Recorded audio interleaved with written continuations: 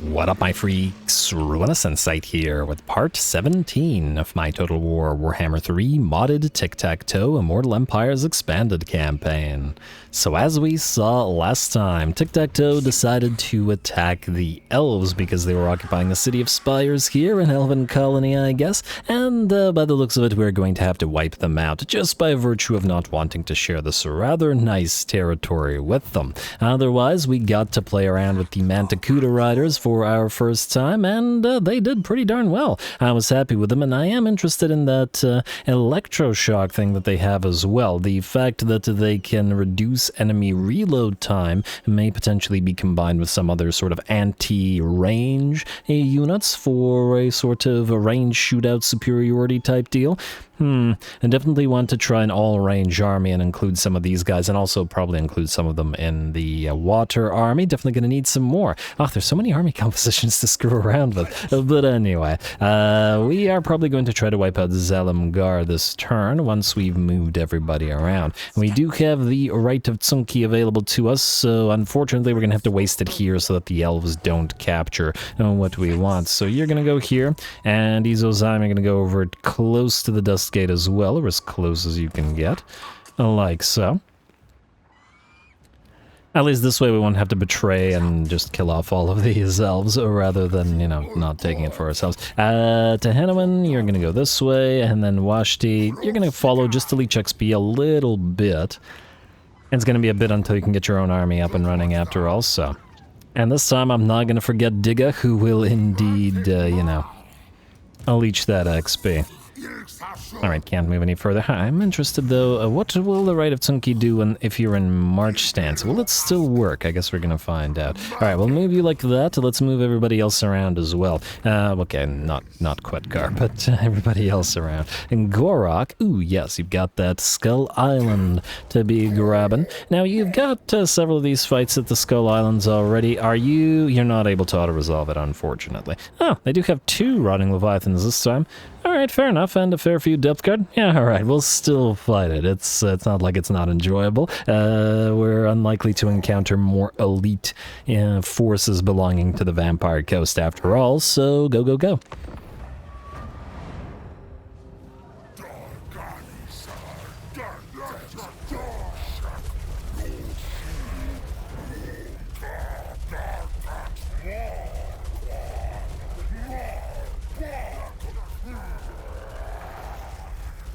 Alright, well, Gorok's growling some angry phrases at the enemy, I'm sure, but, well, and, ooh, wow, gotta love the pyramids in the background, these Tomb King-centric islands, I guess, always very nice, partly because they're beautifully cinematic looking, but also partly because the sort of terrain and visibility that we get on these types of maps. Anyway, we're gonna start the battle off for the day off with a Flock of Doom on the enemy to damage the enemy range units primarily as much as we can, though the relatively fragile depth guard will also take a pretty decently big hit from that single Flock of Doom. We'll keep that up over the course of the battle as we do. Otherwise, we've been flying around in the back line with the Pterodon riders with Fire Leech Bolas. The enemy has the Carronades, which have been firing at them, and we're essentially just dodging their shots while the enemy is focused on firing at the range units. We will, of course, drop a Ripperdactyl unit down upon these guys eventually. Ooh, and it looks like the enemy will pop a spiteful shot on them to upgrade their capabilities as they start targeting either the Saurus or the turtles in front of them. There we go, one Saurus. Okay, several Saurus go flying, and the first of them start melting away, and it's time to rush the enemy army. Here come the Ripperdactyls. Looks like the enemy has responded to our moves as well. And the armies are about to clash. We are going to keep our 2 damaged Reviv crystals back a little bit so that hopefully the enemy range units focus other things down first and then the Revivs second. Anyway, as usual with our turtles leading, the depth guard charge the turtles and waste their charge and charge bonus and extra damage on the turtles while the Saurus start moving through their ranks and then attacking the depth guard as well. I do like using these guys as shielded units.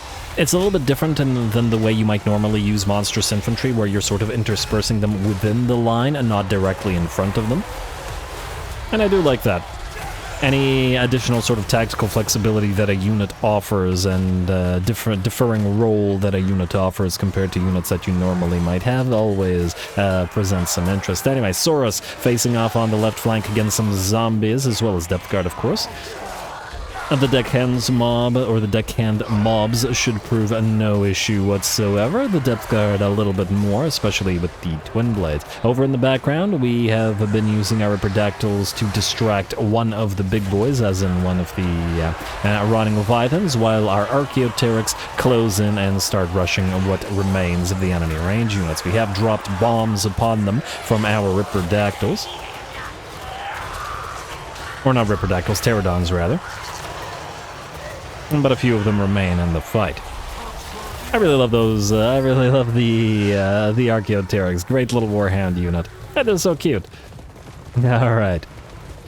They are super fragile, but we're definitely going to keep them around. Maybe not in this army, depending on how its final form will look, but definitely in at least one, maybe two armies.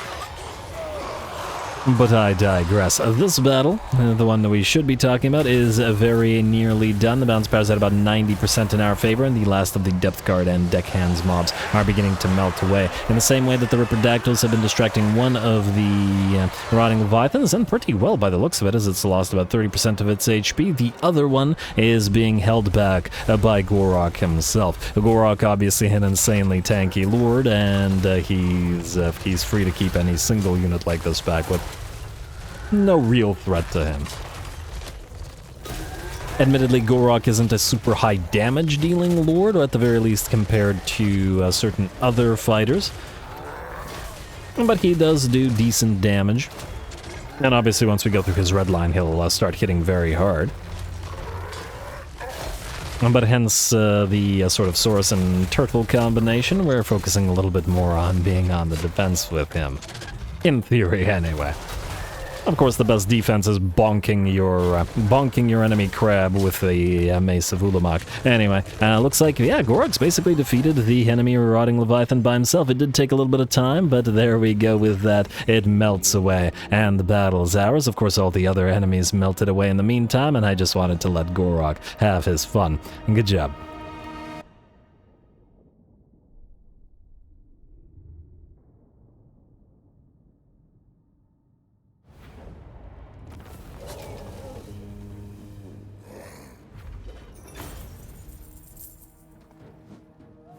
Alrighty, there we go. No problem. A little bit of damage to the second Reviv Crystal, but now they're matching in terms of their HP. Otherwise, pretty darn minimal losses. The barrier plus the healing and all that works out pretty well. I think we've got these Skull Islands well in hand. Now, I mean, I guess we're close by to land and heal anyway, so we might as well take the money and then still land. I assume we... Yes, we can reach it in one go, which is perfect. All right, and another administrator as well. Okay, we got to get that to somebody who needs the movement range. You get into the Deadhead Monoliths just for the one turn, save us on a little bit of cash as well as... Oh, I just realized if we use the spawning of the Tsunki thing, not as necessary here, is it? But anyway, I'll think about it. As to whether we move again. Kind of a waste if we don't, but anyway. You, Unsanam, you need the second Basti with Solar Engine, so I guess we're gonna get that up and running. Like so, Basti with Solar Engine. And you know, I think we will forego the blinded thing that it has. It's fine, it's good, but let's get burnt. Because we will have blinded from other sources in this particular army, and we may as well get burnt on both melee and range, because most of the other units have flammable instead of burnt, and we might as well thus combine more stuff. There you go. Blessed spawning at Xhotl. Alright, then I guess your army, while not maxed out, you're gonna head out to sea because you're... Wait, what? Really? This particular location is in a storm as well. I was gonna say head out to sea to avoid the damage, but... Well, screw you, game. Alright. We wouldn't be able to leave this place. Alright, fine, go this way then. If we have to suffer a turn of attrition, we will, but maybe we can avoid doing so anyway. These guys are our allies, so we'll move through their territory. Now, they might lose Silcor's Maw eventually to a rebellion, in theory, though in practice they do have a bunch of armies sitting down here, so maybe that's fine. Alright, who is up next? Nobody's up next, meaning we're gonna go for that right at Sunki. Like so, and give everybody back their movement range. So you are still not able to head out to sea, and not for a while. This is all cliffside, huh? Okay. Well, I guess you'll go grab that mysterious island, although at that point we'll be close to these guys' territory again. Go figure. Oh, whatever. Yeah, fine. Suffer a turn of attrition. Better than nothing. As in better than not moving. Alright, and then you won't have 100% chance to tech thievery. 99, okay, nearly so. So you're still fine. And you can start going through steel tech. Lovely. Alright, and hey, all of you be stealing that tech. There you go, beautiful. And I take it the others need to be moved as well. Tiktaqto, newly arrived on field, been waiting for that enlightened trait. And I renamed him Tiktaqto. He's going to join Tiktaqto's army, eventually to replace Lord Croak. You guys, alright, so either we move or we don't move. Now, in theory, these guys could heal themselves, and we could fight the Mace of Ulamak, but no, the Shield of Eons battle. Although, at the same time, I'm a little bit tempted to save it for the next time we confederate somebody, because we can use it to counteract the huge debuff. Maybe it's better to save it. Alright, fine, then I guess you're not sitting here. Are we able to go into the sea somewhere where we won't suffer attrition? Kind of hard to tell. Here, maybe? This should allow us to still heal unless I'm mistaken. And I could be mistaken, but we'll see. Don't go to the edge of the sand. No, we're good here. Alright. And... like so. Perfect, alright, and we'll still heal up a little bit. Should have just done that from the start, to be perfectly frank. Alright, first of the Asaurus Scarvets is going to Gorok's army. Definitely going to need these guys, and eventually we'll... oh, this is where the other Skink Chief was. You have that recovery trait, though, which will eventually be uselessified, but anyway. Alright, let's get everybody else moving. Tiktaqto, I guess you're wiping out the elves after all in, like, a turn. Caves of Fire. Yeah, we'll see about whether we let these guys keep these territories occupied. And those alignments are rising again, and I believe that's it. Is this faction... huh. Maybe they're not destroyed. Where's faction destroyed? Territorial dispute, world events? I don't see it. Well, I assume they'll get destroyed. Just out of curiosity. No, I guess they did get destroyed and I didn't see it. Okay, well, whatever. All good. All good. Izozam, you're up next, sir. You are going to not be taking the Dust Gate. We'll have Tyrannicon do it. And Autoraza. Will this kill our units? It will not. Alright, good. And then Free Curse Charm of Tepok, which is a miscast. Probably going to turn that into another item. And hello, Star Metallurgist, tradable resources plus 5%, ranked up in own territory with the sequence of the Star Chamber technology. Well, isn't that lovely? Free tradable resources. Now, I do wonder who we can give this to, as in, does it have to be a lord? Oh, we should give those administrators to other lords as well. Skink Prophet, not the Zode Servant for Star Metallurgist. It should be a S is down here. Skink Priests and Skink Oracles. Alright, fair enough. Tyrannicon, you're gonna need a Skink Priest, but Izozam already has one there for you. We'll have that. Alright. And Hibernation Attendant, Casualty Punishment Rate plus 2. Yeah, sure, hold on to those. Pterodon for Digga, sure, why not? Izozam, you're not able to reach the Copper Landing in one turn, but you will be able to reach it next turn, so we should be fine. You... Digga. I guess the question is going to be whether we can take this place. Who should attack? Let's have Digga attack. Everybody else can come in as a reinforcement. Frankly, I don't imagine that we should need to fight this, so we should just be able to auto-resolve it, and I'll just move past it. Go here. And then Owashti, you could do the same. We'll see what the game says after the reinforcement. We won't be able to heal as much in these territories, so we... no, Pyrrhic Victory still. Oh, wow. It's going to kill off half our stuff. All right, fine. I guess we will need to fight this. Go now? Yeah, go now.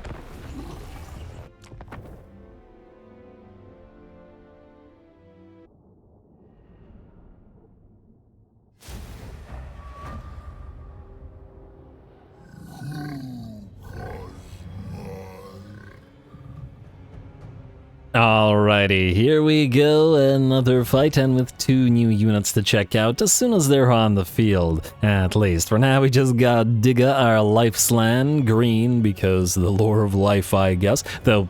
Again, it's very strange that they decided to give the Slan basically Imperial color magic and only 1 lore. That is not, for those unfamiliar with the lore, that is not the way that Slan work at all. The whole having a single lore sort of thing. It's kind of a silly affectation from, I don't know if it's from the tabletop or if it's just for gameplay purposes here, but Slan should basically be able to cast whatever they damn well please. And the game should at least give them multiple lores or multiple pieces of lores or something. I don't know. But it's absolutely not loreful for them to have just 1 lore in the way that they do here. But anyway, I digress. We've got some of our new units on the field. First of all, we got the little Ceropods, and oh, look at them. They appear to be like the Stegodons, just like very small versions of Stegodons. Makes me wonder whether we should combine them with some Stegodons in an army, because they have a similar model. Oh, they're so cute. The other thing is, ooh, look, oh, wow. BAEHALUS, is it? BAEHALUS, yeah, this thing is fantastic. Oh, I love it. This thing looks very evil as well, very menacing with those teeth. Is it blind, or is it just, Or are the eyes just hidden beneath the sort of armor up above? Can't quite see the eyes, and we know that we have the Troglodons, which are blind. But anyway, yeah, I love this thing. Oh, the twin tail thing is pretty cool too. Also, the very bright color scheme on the back. I wonder, is this the way that it's colored no matter what faction you play, or is it just a coincidence that it's orange, considering that our faction color scheme is orange?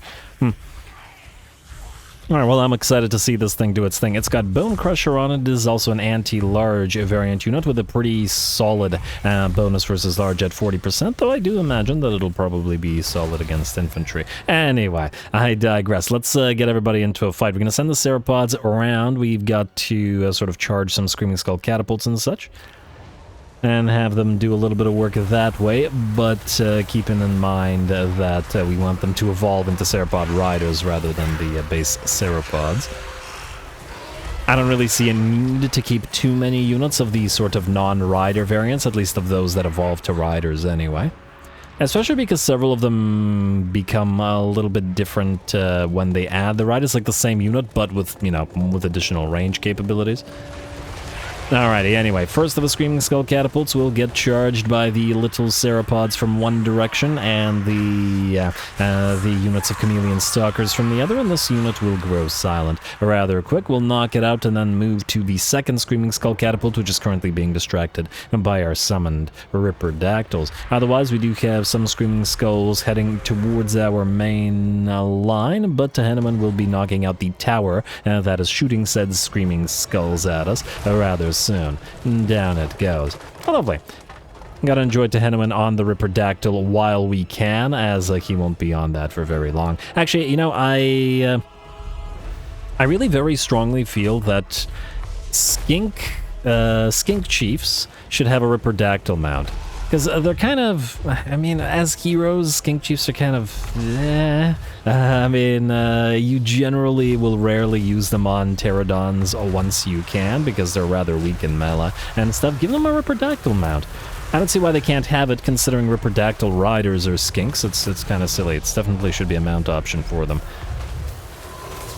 Help lead Ripperdactyl piles as well, which are generally fragile. Anyway, we're going to watch the BAEHALUS do its thing a little bit as it tears through those poor skeletal horses with great ease by the looks of it. Oh, wow. Racking up a solid 17 kills. It certainly took a fair few from that particular unit. Otherwise, our Ceropods, together with those Chameleon Stalkers, have closed with that second Screaming Skull of catapult, or Screaming Skull catapult.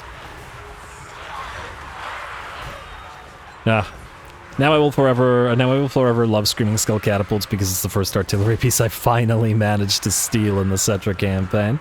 And we got the Lash of Thutep, the community cannon artillery piece out of it. But anyway, yeah, so it looks like the Screaming Skull Catapult has been overrun by this combination of units. I do also notice that the Sauropod Riders do sort of match the color scheme of the Chameleon Stalkers, which is kind of interesting. If I put some Chameleon Stalkers in Tiktaq's, in Xhotlo's army, then maybe these guys could work with him as well. Just for a little bit of that color coordination. Certainly something to think about, but anyway, for now, they are facing off together with a little bit of help from Tehenowen himself against 2 units of Ushabti. And those Kopeshes are, of course, going to be dangerous to everybody here, but thanks to the fact that we have Digga on the team, we can always heal our units with that Life Slan healing. Otherwise, it's blob tactics as we head towards the enemy's sort of main units. Kroxagor's Red Crests, the Slan, a bunch of the Basties with Revivs and with Arcs of Sotek, all moving towards the enemy together. With the BAEHALUS in the lead, it's got a very solid 79 charge speed, and is just generally speaking pretty neat. All right, lots of tail attacks, which is kind of interesting. I mean, I guess it's got 2 of those tails it could probably use as a whip and stuff, especially since they're armored. I was expecting a little bit more in the way of attacks from there. You go from that. What do you call this thing? And a horn, I guess. There you go. It almost looks like a Monster Hunter creature, doesn't it? I've never played it, but I'm familiar with the well, I've obviously seen ads and stuff of the franchise. Alrighty, that's a very bright orange color scheme, though. Gotta color coordinate our armies. The red crests are a little bit too red for it. Makes it stand out, though it does make it very visible compared to the other units. Anyway, and Big Boy here and the rest of the units are in pretty good shape. The Bounce Powers at about 80%, 85% in our favor. The Ushabti with Great Bow have been nearly defeated by Tehenowen and the Sauropods, while Digga leads the main force to capture the enemy's key building. Sauropods are probably going to take a long time to dish out enough damage to kill off those Ushabti with Great Bow without the help of everything else, though I think that by virtue of the fact that they're relatively small models, it's allowing more of them to attack at once, individual units, than otherwise might happen. It's the benefit of having, you know, small units. It's one of the reasons that Warhounds can do a ton of damage. I think I've talked about this before. One of the benefits for them. We sort of see it with the comparison of the Kulkin, which are larger models, as opposed to the Archaeopteryx, which are very small. And thus many units attacking at once. But anyway, the Ushabti have dropped, and the battle is just about ours. There's a couple of units still sticking around back here, but they won't be for much longer. We're just going to speed it up a teensy bit, and send the Red Crests and the BAEHALUS charging at the enemy once more. There you go. This thing has some very entertaining attacks. So I gotta figure out what I want to combine this thing with.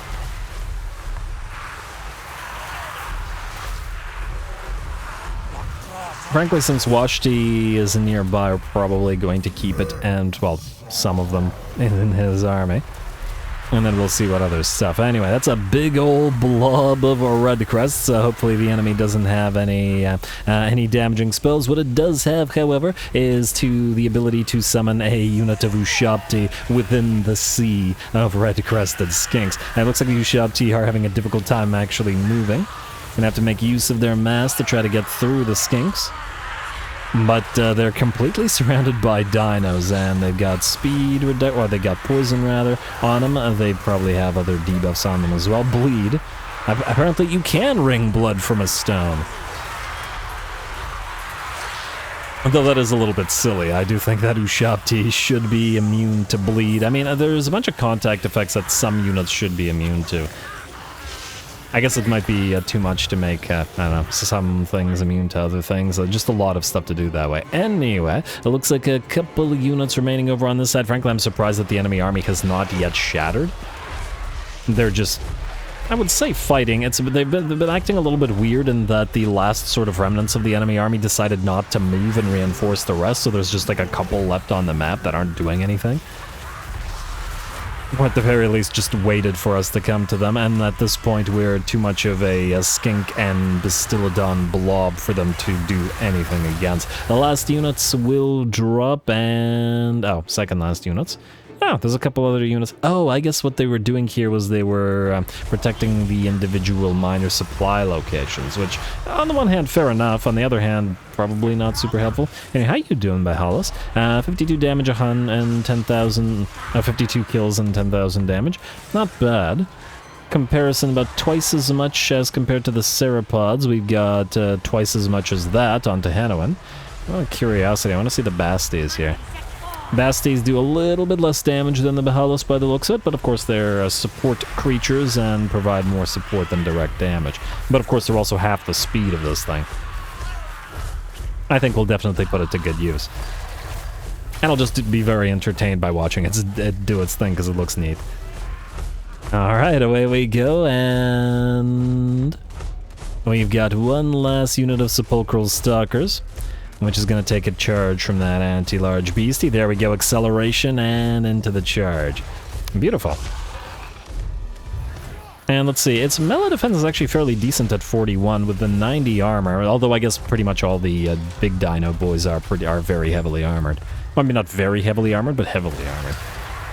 90 is decent. It's obviously not like chosen levels or, well, okay, well, not modded, but upgraded chosen levels, because you can get their armor very, very high.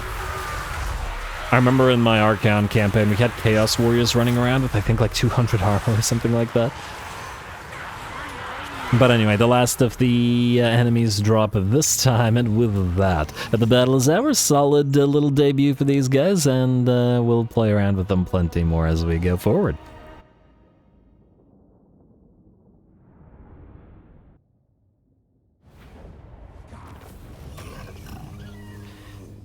Alright, there we go. Bit of a weird fight, to be perfectly honest, just due to the effect that the enemy refused to, you know, do things, but on the bright side we got to see the BAEHALUS in action, and I really love the look of this thing, where I'm gonna enjoy getting a few more of those. On field, probably for Washti, who frankly we're probably going to rename to Tlaqua the Thunderer, but in a little while. The Ceropods got a little bit of XP. We really need more to get them into Ceropod Riders, but anyway, occupy the place. A lovely Power Stone and another Star Metallurgist. Well, it looks like we'll be picking these up now, and you don't need the Engineer's Knapsack, though this might actually be a decent thing to have in the Fire Army for the additional ammunition. Scarred 1, melee attack +2 when attacking. Hello.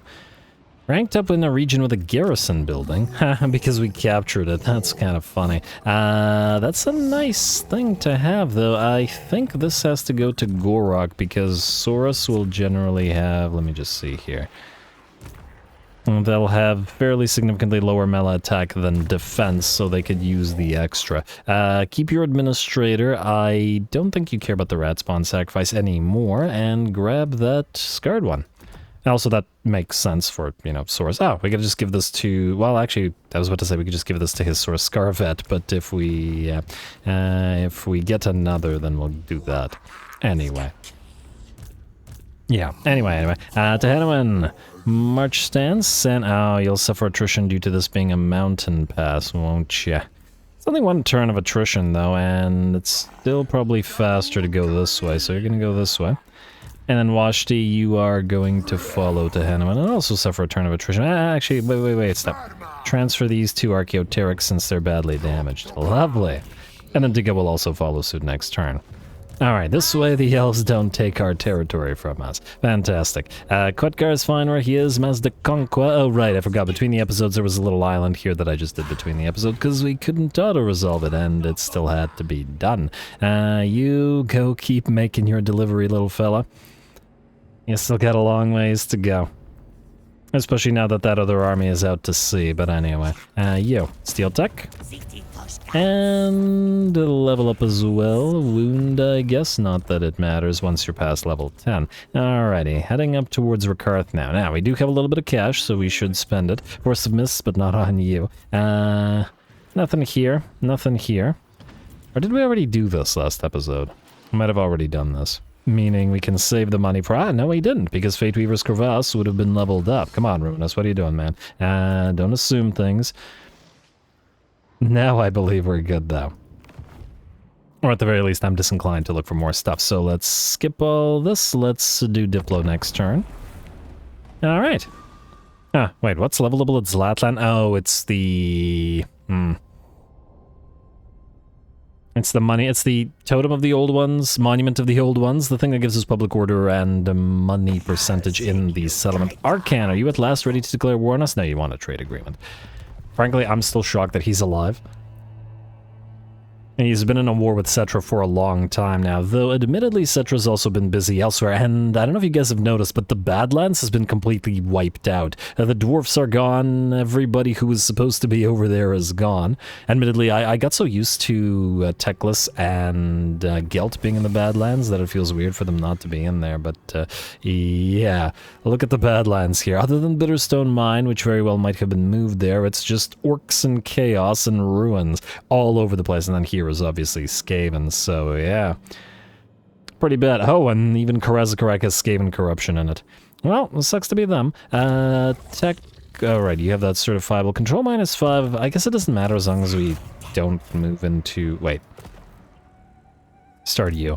As long as we don't move into... Another Star Metallurgist. And Sequence of Construction up and running. Good. Bonus XP for Tech Thief. Pure Devotion. Well, that's nice. Unusual location. Hello. Ooh. Is it gonna be chaos again? What do we have here? Carnival of Nurgle. Yeah, I'm not even gonna read it. Die. Oh, waste of 4K. Steel Tech success, and we get a new tech to be picking. I guess we could go all the way through this. I could grab Sabotage Supplies as well. That's an option. Sequence of Guardians spawning. We will want to go through Sequence of Skinks soon as well. Oh, and we'll want to go through War here, which is also 7 turns. I guess then the question is this more worthwhile? Well, this gives us diplomatic relations with all factions, which is nice, but otherwise... Well, actually, mines and quarries. This will give us a decent chunk of change. Whereas this will increase movement range.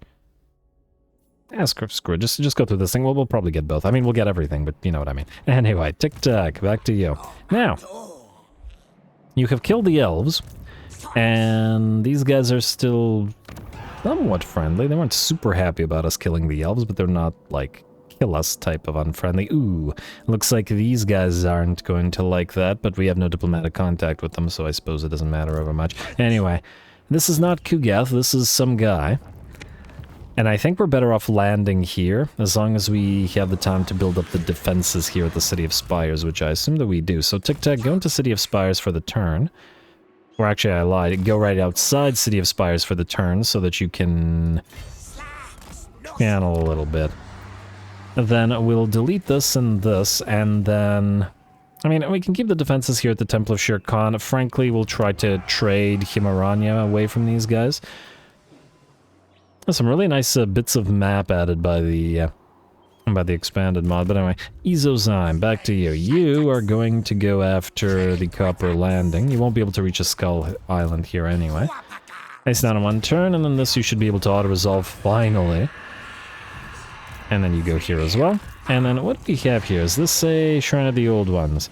Yeah, keep it. It's fine. Auto-resolve. Lovely. And a free Ogre Blade, which will probably turn into something else. You do not collect the income here as yet. Actually, don't collect the income here as yet. We'll deal with it later. Audacious Ogre Blade, hold on to it until I've got something better for you, and then we'll, you know, deal with the other items afterwards. Dehenowin and Co., you... Is this still attrition? No, wait, I want to see if we can kill this army. So you're gonna go into ambush stance right here. Washti, you're gonna act as bait. If we can kill this army off here, that would be swell.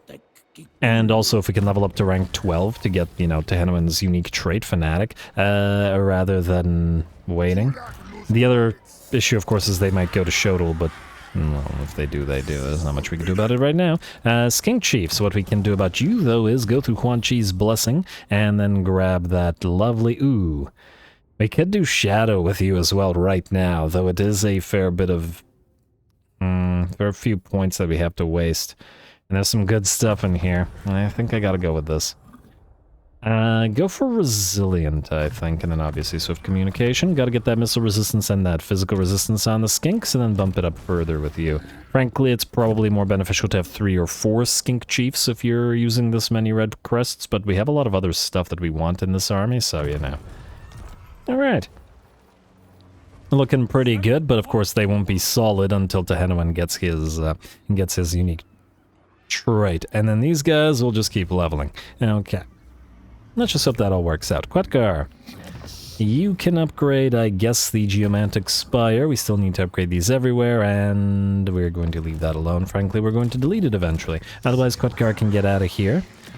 And then Tlaqua, we should just probably finish up with the upgrades of the buildings here. And then maybe reset Quetgar and send him down to these locations. In fact, maybe it's beneficial to do it right now. Wait. Let me just see here. I mean, admittedly, this place will eventually go to tier 5, and so will this, but it's going to take a while, and there's a lot more nearby territories in Lustria. So I think, yeah. Unless we want to take next turn to quickly upgrade the ziggurat of the old ones and this thing. They are both very expensive. Yeah, alright, maybe we'll do that, and then we'll have Quetgar be reset/leave. Okay, Gorok. You got that Skull Island, now you're gonna quickly grab that Mysterious Island. And, ooh, we gotta do another check of the, Taurus. Another, they haven't, okay, never mind. Eventually we'll get decent ones. Mushroom Stew, please, for the auto-resolve capabilities, and go right to where you won't suffer attrition, and we'll heal up a little bit. Oh, you gotta be kidding me. It's right on the edge of... Oh, game. You screwed me. Oh, well, then I shouldn't have moved at all, but what can you do? Oh, well. At least there won't be a lot of attrition. I just wanted to heal him at least a teensy bit. Digga. If you're there, will they actually attempt to attack you? And Washti?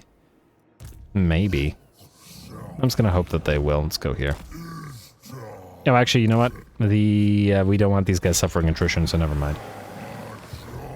Let's not risk that. Alright, Mazda Conqua, you. Long way to travel still, so keep on traveling. And then you, on Zinam, you will go... And you can suffer attrition for one more turn, or you can encamp, heal up, and then head out to sea immediately after. Tech Thieves, keep on moving. Oh, were you the only Tech Thief that I... Huh? Okay, apparently I just moved you and not the other one. Alright, fair enough. You go down here. I would like you to go to a different faction in a different province and then see what the heck's going on over there. Alright, first sight of this old Tzeentchian faction that we declared war upon. And Teto Echo, you are going to join Tehenowin. So let's see if there's any interesting islands in this fog, just in case. What if there's another Skull Island there? I'm gonna have to keep an eye on that. And then you steal from the Sentinels of Xhotl. Alright, double check whether there's anything interesting. No, it doesn't look like it. You've got a fair bit of a ways to travel, admittedly, yourself. Anyway, let's see what we got in terms of available upgrades. Isle of whatevers. Floating gardens, please. Mosquito swamps, and nothing to be built here, as or there's nothing critical. Keep getting the food buildings, because we need those places to grow. They're growing a little bit too slowly, unfortunately. Alright, keep upgrading all the money stuff. Tzlatlan, nothing to do there. Demonium Hills, yes to the Skink Barrios. A River Curveza. We will want to upgrade this to the next level here. But there's also other stuff that's critical. Obviously, the Geomantic Pylon. Then we will obviously need... Oh, man. We're probably going to have to get rid of some of this stuff. Yeah, Itza's probably not the best place to have it, especially because it's a pretty strong money-making territory, so yeah. We should also get one of these. Though the reward isn't anything crazy, we should probably... You know what, let's build the Shrine of the Old Ones right now. I figure that it's better to do it right now because we don't have any Shrine of the Old Ones in Lustria. Not a single one. So it's nice to be able to actually build some Skink Chiefs if needed or as needed. Fate Weaver's Crevasse, I'd love to upgrade you, but you're a little bit expensive. Come on, materials at sea. So many islands gathered, so few materials. And Tlaqua, if we want to build something, then we'll build it with Quetgar there to help. Alrighty, one more turn till the convoy is done, so let's end the turn. Wait, double check the Confed. I went to the wrong place. Double check the Confed via quick deal, and nothing here as yet. Alright, alright. Well, soon we'll be declaring war on Rakarth and a few of the others, so... hopefully we can still manage. Alright, let's see if that ambush works out. Hopefully I didn't move you too close to mine of the bearded skulls, as that would prevent that from happening. I also want to send somebody down to Bone Island and figure out what's down there. Slanesh a giggle. Alright, where are the deserters of Katep here? There they are. Oh, they want to peace out first. Not happening. And they will in... Huh? They're gonna go after Xhotl again? Oh, wow, okay. Well, it looks... Oh, wow, they built a frickin' War Sphinx and a Bone Giant? You know what? I probably should have put a Lord here. That's quite concerning. Quite concerning indeed. Well, I guess we have another good fight to win or lose, and this time, decent likelihood of lose here. Bone Giant, eh? I wonder how the Ripperdactyls would be able to handle you. Guess we're about to find out. Go.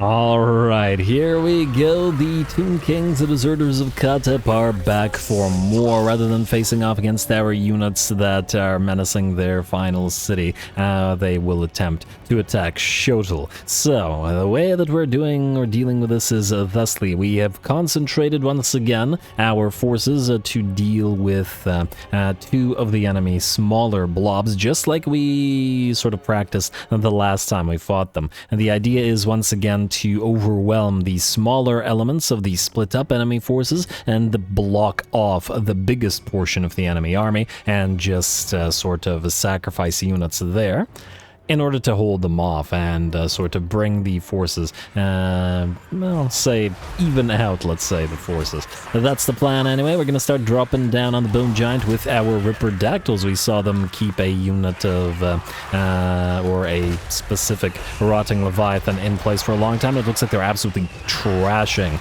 this Bone Giant, which is down to half of its HP. Despite the fact that the halberd-wielding Tomb Guard rushed those Ripperdactyls to try to help them out. So they're doing pretty darn well at it. Frankly, it seems to me that maybe they should be given an anti-large bonus like the Colossedon Hunter Regiment of Renown rather than the anti-infantry bonus, because they just seem like they're significantly better at this job. As in hunting down a single entity like this. Rotting Leviathans are sort of the bane of my existence for, in various campaigns, hunting down islands. I remember having some trouble with them in my Skulltaker campaign, especially with these smaller sort of armies looking to hunt those islands down. But anyway, looks like the Ripperdactyls have dropped the Bone Giant. The Tomb Guard have been destroyed by the units of Kroxigors, with a little bit of help from bomb drops from those Pterodon Riders, and the Ripperdactyls will move to the Skeleton Archers while we hunt down the enemy Lord. In the meantime, the enemy has closed the distance with the Hemrian War Sphinx, and we're using 2 units of Skink Cohorts with javelins to pincushion it, while the unit of Kroxigors pins it in place. And once again, we saw the effectiveness of holding the enemy back in the sort of watery, swampy territory or area of the map, and we're making good use of it again. Unfortunately, the enemy has moved around us and taken up a pretty darn good position on top of this hill, allowing these Sepulchral Stalkers to use their shotgun blast and fire into those Skink Cohorts, taking out about 45, actually more like 55% of their HP. Can't be letting them continue at that, as while the Hemrian War Sphinx is isolated, we can hopefully damage or even destroy it, so we're going to summon a Skink Priest avatar to distract the Sepulchral Stalkers, and hopefully pin them in place and allow our javelins to continue chucking at that Sphinx, which is down to about 20% of its HP. The enemy doesn't have a Necrotect with them, so no healing on the big boy. And thus we should be able to bring him down, or it down, or rather, in this manner. The enemy Lord here is nearly defeated now, down to about 10% of his HP, and as soon as he's gone, we'll be able to send all of these units out to help against the main enemy force. Poor enemy lord on a chariot, and not so great, as the Kroxigors were able to pin him, damage him, and then allow the Pterodon riders to pincushion him as well. The same sort of situation repeated itself on this side. There was a unit of Ushabti with great bow, but we rushed them quick as we could to prevent them from doing too much damage.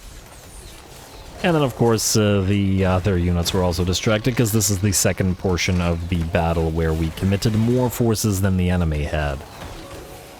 Alright, it looks like those Ushabti with great bow will be bonked apart by the Kroxigors.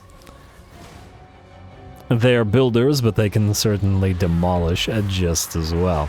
And it looks like the Khemrian War Sphinx is nearly done for now, still surrounded by that unit of Kroxigors. There we go, and brought down at last, crashing into the water below.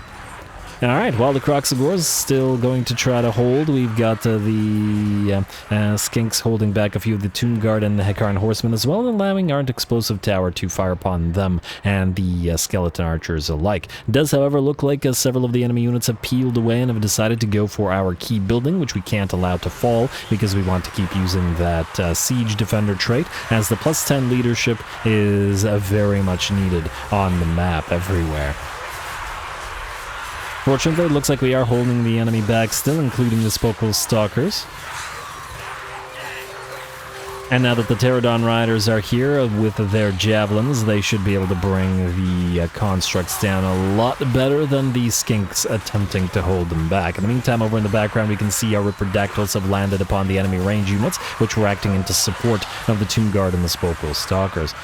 There's one thing I find a little bit silly on this map, and it's that the key building in the very center of the map has no towers attached to it. All the towers are attached to the side the side key buildings. It's kind of a poorly designed, I think, defensive location.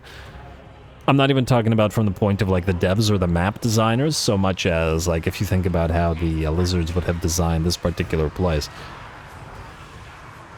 Because essentially the easiest places to capture are the places where you have the most defenses. Admittedly, this is, I guess, supposed to be the center of the city, so it kind of somewhat makes sense, but we have all of these barricades that we can build up here. I feel like there should be at least a tower available here and here, closer to the center, so you can sort of retreat to the citadel. But maybe that's just me, I don't know. I mean, just thinking back to some, like, dwarfen territories where they have towers all throughout the map, and Skaven maps as well, just towers everywhere at the Citadel, of random places all over the map.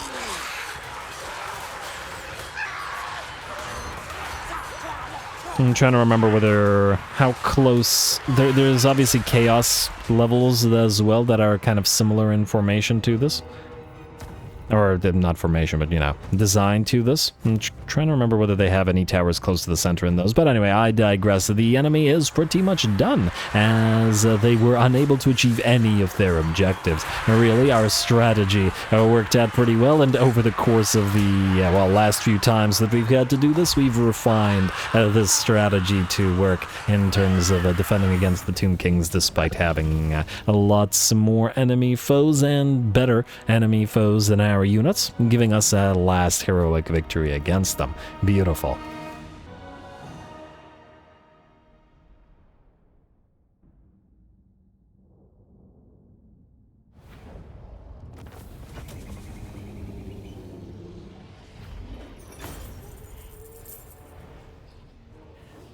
Alright, there we go. Actually, not nearly as close as it was last time. Well, partly because they attacked us with half a stack less, even if they did have that Bone Giant and the Khemrian War Sphinx. So the Bone Giant got absolutely torn to shreds by the Ripterdactyls. Lovely work from him. Anti-infantry or not. We will take the money. No need to take anything else. Especially as I imagine that was the last army of these guys. And it looks like the elves are starting to back off now. They're not going to reach the last place. Now, the ambush, unfortunately, at Henneman was a bit of a waste, and... well, that's a question. Do we besiege or do we heal? This place has a lot of good stuff, and ooh... lots of Necropolis Knights, which are pretty scary. Wait. Someone received a plague? Oh, for the love of... where received a plague? Ooh, yes, Yamaboro. And Yamaboro Riders. This is also good. There are good things. It's this place? Yeah, this place got the plague. Alright, fair enough.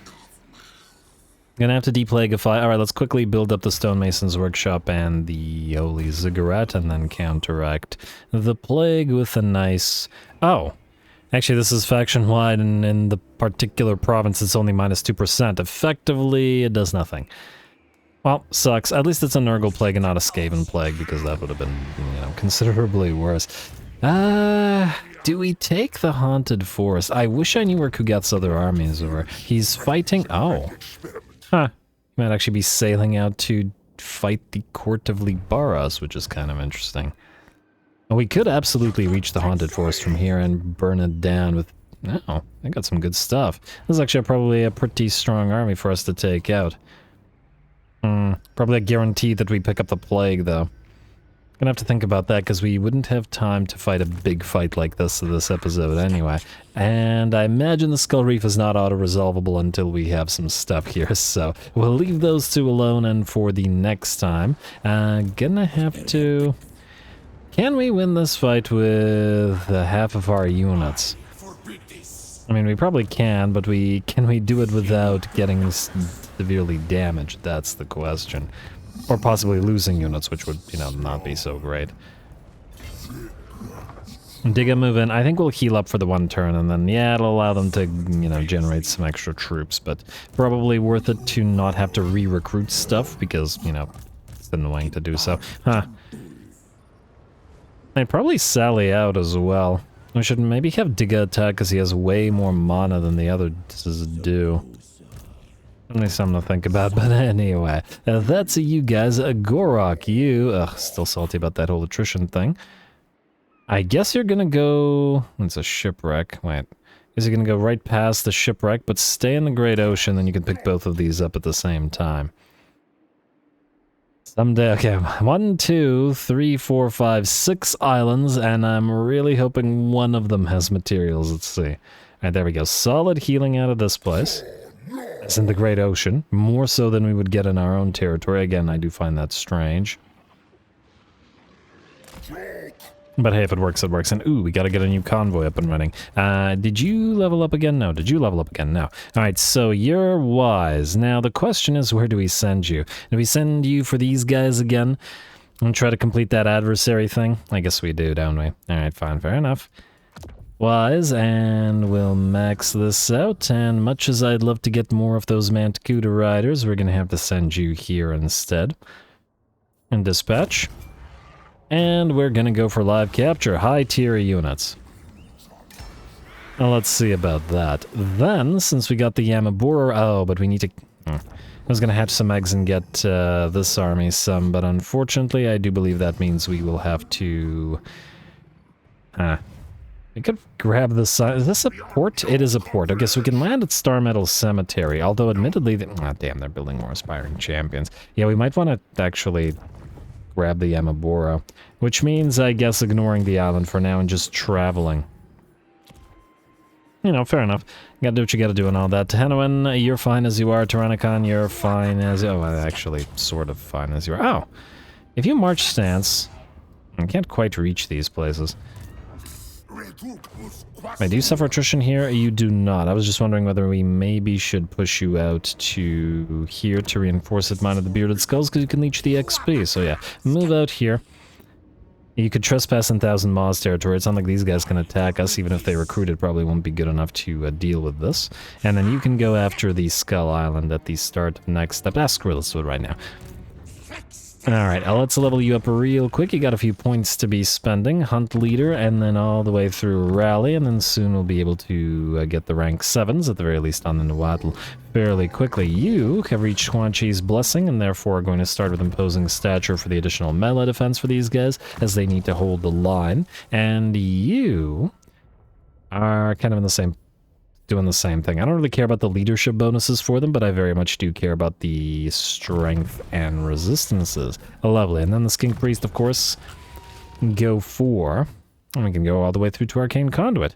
And eventually some more skinkification. Curse of Anarchy, Earthing, Magical Reserves, and Arcane Conduit. Lovely.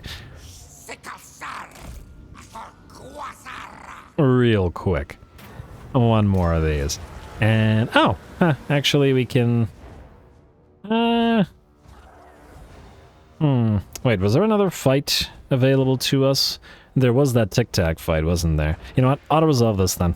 Mostly because we've done a bunch of these already, and while I'm inclined to do more in places where we, or with armies where we might not have recently fought, stick it on for Zyri. Who's Zyri? One of these guys? Yeah. I'm less inclined to do so with other armies, and this will give time for Tenuan to do things, or Tic-Tac to do things. Alright, there you go. Land, more money. We got the alignments again. Anything we can summon? Oh, we can. I guess the question is where to. But there's no blessed red-crested skinks. Although I guess they're sort of a blessed spawning anyway. Just by their very nature. Kinda, sorta.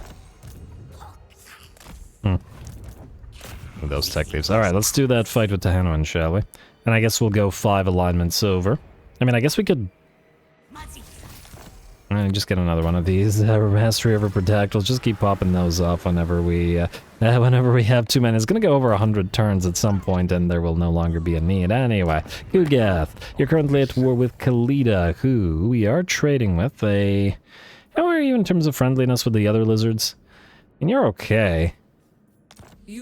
Join war against Poxmakers. You know what? I'm gonna do the defensive alliance with you, and I'm just gonna hope that the other lizards and the elves don't attack them. If they do, we'll betray this alliance because... yeah. Let's just hope. I am concerned about the fact that the dwarfs are now destroyed and these guys are not fighting anyone, which means they might have to pick a foe. You know what? I don't trust it. Don't bother with the defensive alliance. Alright, join war. This was always going to happen anyway. Oh, I was going to be pissy about the fact that we get a treaty with Khalida. Or probably more so because we're trading with them anyway. Anyway, to Tenuan. Do we need to level the chiefs? Not really. I mean, and not your chiefs in particular, or at least I don't care enough to bother with doing it. And we are headed to the Haunted Forest. Alright, hopefully Kugath is on the mainland. Ugh, all these plagues are going to be annoying. Anyway, should be a fun fight. The enemy has a decent-sized lair force, a Chaos Dragon to lead them, some plague drones and stuff. And, ooh, just trying to recall. One of you have the Feather Photork and the Pigeon Plucker Pendant. Okay, we're going to need to send you in to fight in melee to make sure that you debuff them. Otherwise, the enemy has little enough in the way of anti-air, so once we establish air superiority, then the enemy will die. Go.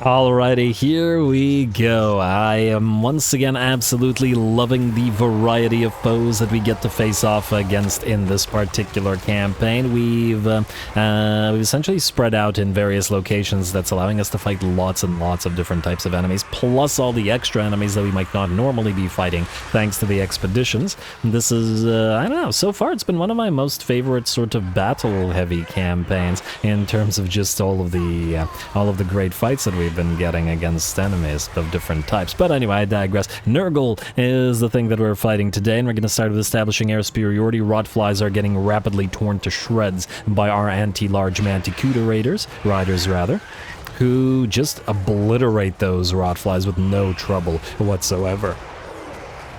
Tiktaq'to has led his 2 ancient Ripperdactyls into the fight against the Great Chaos Dragon. Unfortunately, the Chaos Dragon has moved through him towards some blessed Pterodon riders, but at the same time, the Chaos Dragon is gonna take hits from Tiktaq'to and his ancient Ripperdactyl buddies. And it looks like get torn out of the sky. Over on the right flank, we had our Ripperdactyls who obliterated the enemy Rotflies and will soon be able to fight the enemy in melee as well. Lovely. Alrighty, now there are some very dangerous units here. Some Chaos Knights are rushing around that we do have to pay attention to, and especially if they want to move towards Lord Croak. Of course, we also have we have Uncle Frunkle running around down there. But for now, we have air superiority, and thus we can do what we please. And what we please is sending some units onto the ground. Ironically enough, maybe we don't need to, but the Ripperdactyls and their riders deserve to have some fun. We're going to start by absorbing a little bit of damage on the summoned unit of Ripperdactyls so that the enemy all turn towards that unit, and then as soon as they've all turned and then sort of consolidated, formed up around them, that's when the other Ripperdactyls drop down among them and start tearing that poor unit of exalted plague bearers to shreds. Otherwise, Tiktaq'to has led his single entities, both Xhotl and both of the ancient Ripperdactyls, into the fight against the Chaos Knights. I kind of don't like how they're running around down here, and because of their speed, don't like the idea of them moving close to Lord Croak, who in this particular battle we've hidden in the tree line, so we didn't have to waste the waste the time of one of the Xhotl hiding him. I guess, oh right, I was about to say, I guess we could give him an item that gives him stock, but he has his all purple item, so no dice. Anyway, the enemy Chaos Lord and heroes are having a bad day as they are being sniped by our javelin-chucking Pterodon riders, while at the same time, in similar fashion, down he goes. But at least he'll be happy to drown with his last moments in that fetid water. The other, or similarly to the lords and heroes, the enemy big boys, Uncle Frunkle in this particular case, is being obliterated by the Manticuda riders with their anti-large. And now we have a sort of, we have a damage type or a unit to deal with most enemy foe types, which is just lovely. Alright, and by the looks of it, the enemy has realized it too. The bounce power is at about 85% in our favor, and by the looks of it, climbing with every second. Plague Ogres have been torn to shreds by our melee troops. It does seem appropriate that Nurgle's running around in the gross, swamp water as well. And that's the nice thing about having a flying army. We don't have to have our units walk through this disgusting stuff. Even the Ripperdactyls will just slightly hover over it while they attack. Speaking of the Ripperdactyls, do look like they're getting surrounded now by other plague bearers. Of course, they defeated the first one or two enemy units, but more enemy infantry has closed the distance with them. On the bright side, this does mean that they've separated from a lot of the other enemies, which are just milling around, getting obliterated by our air force, with the appropriate rock, paper, scissorsing going on as we target the units that we want. It does look like a unit of Pox Riders has headed directly towards Lord Croak, kind of interestingly enough. So we have sent our Skink Chief Chameleon out to try to defend him. And I do find that kind of interesting that they rushed directly here with several units. They didn't know that Lord Croak wasn't, I don't know, in one of these other woods. They went directly for the specific one that he was in and ignored all the others. I've always suspected that the AI cheats with regards to that, and sometimes it makes a show of pretending to look, but I figured that it does know where you are. But anyway, Manticuda Riders are back, and it looks like they absolutely obliterate that poor unit of Plague Toads, and the Plague Ogres, in similar fashion, are going to melt away under their anti-large fire. There we go. And it looks like those Plague Ogres are out. Electroshock and poison combined also brings them down to a mere 18 speed, and the, swamp water probably not helping them either. And down goes the last one. One of the spears penetrating that gut plate and killing him. Looks like the last of the enemy mortal units will shatter, the last of the demonic units enveloped by the piles of Ripperdactyls, and will be banished, leaving only the mortal units to get torn to shreds. A beautiful first victory against Nurgle, with many more to come.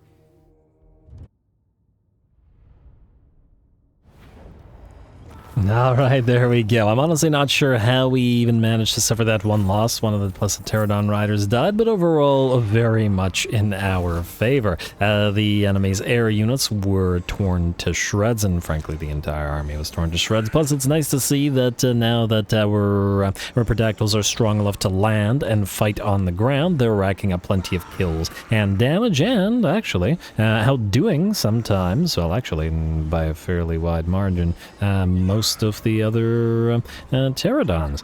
Or outdoing the javelin chuckers, and just doing well is what I'm getting at. Also, great job once again from the Mantiquta Riders. Not a lot of kills, but plenty of damage dealt as gold value as they were focusing down the elite units. I guess we'll capture the Haunted Forest. And, ooh, hello, Divine Plaque of Protection. Nice. Free ward save and stuff. Shredder of Lustria on field and the Thunderous one on field. Oh my. Some new expensive stuff available. You are going to have to go into decorruptification like so, and I guess we'll keep the Grand Plaza. And we're going to have to move southward to deal with Kugath. He has 10 territories. 1, 2, 3, 4, 5. I assume he has Prigbarter as well, and I think they're all around here. I'm just worried that Kugath himself is in the sea somewhere, but I guess we'll have to see for ourselves next time, as this is now we're definitely out of time. I wasn't even going to do that fight, but it was too tempting, so here we are. We got to take the Dragon Isles, so that'll be the goal, in addition to whatever else we get up to, including with our new armies, with our new units. Stay tuned for more, and don't forget to leave those likes and comments below, as they will determine the length of the campaign. All glory to the algorithm, and thanks for watching.